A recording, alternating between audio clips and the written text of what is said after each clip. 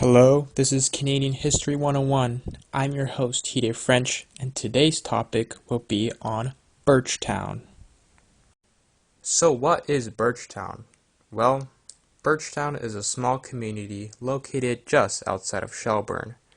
To the naked eye, it may seem like every other small town, but it is in fact rich with history. This town was one of the reasons that inspired the well-renowned author Lawrence Hill. In one of his novels, The Book of Negroes, Birchtown is mentioned as one of the main characters in the name of Aminata Diallo ventures through it on her journey. Birchtown is a piece of historical magnificence to Canada, and every Canadian should know its past.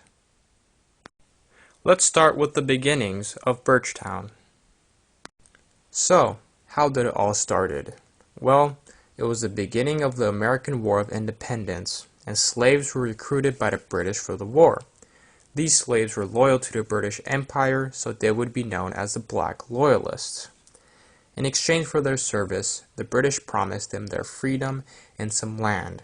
So, when the war ended, many settlements were made all over New Brunswick and Nova Scotia for these loyalists. The biggest and most recognized out of these was called Birchtown. It was 1783 when the town was created. It was founded by Stephen Bluch and named after Samuel Birch. These two would be considered the two most important figures in Birchtown history. Stephen Bluch was known as the commander of the companies of the Black Loyalists when they first settled in Birchtown, and was the leader of the Free African Americans during this time. He was also one of the people that heavily influenced where Birchtown was to be settled and helped people in the community by being a teacher.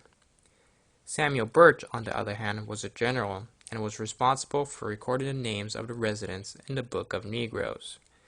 Not to be confused with the book written by Lawrence Hill, this was a document that contained details about the names, ages, places of origin, and personal situation of the people. He also created birth certificates, which were passports that established the freedom for these people. During this time, Birchtown had a population of around 1,500 to 2,000 people, and the population grew even higher as loyalists that have stayed in Shelburne were being attacked. These acts of violence towards the loyalists from the citizens of Shelburne caused them to move to Birchtown. This would be known as the Shelburne Riots.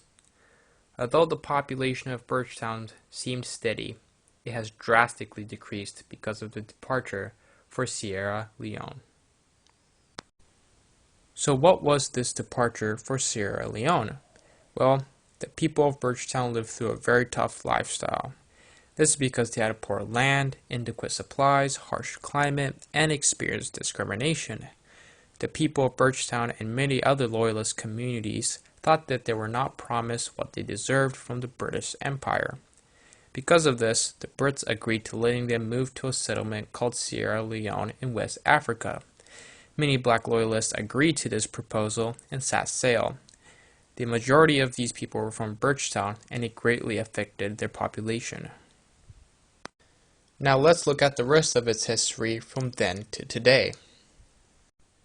Even though many of the citizens have left Birchtown because of the Sierra Leone, there were some who stayed, and it still survived as a small rural community.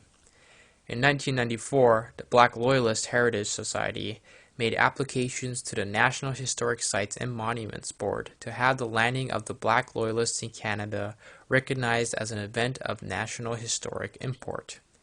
This would be granted in 1996 as they honored the Black Loyalists by creating a park and unveiled a monument in their memory in Birchtown. In spring of 2015, a museum in the name of the new Black Loyalist Heritage Center was opened, and it takes visitors on the journey of the earliest settlers to Nova Scotia. Visitors can also trace their heritage through the names from the Book of Negroes. So there it is. That was a brief history and explanation of Birchtown from when it started till today. Birchtown will continue to educate and teach people through its museums and monuments. We have hoped that you learned something from this video, and please have a nice day.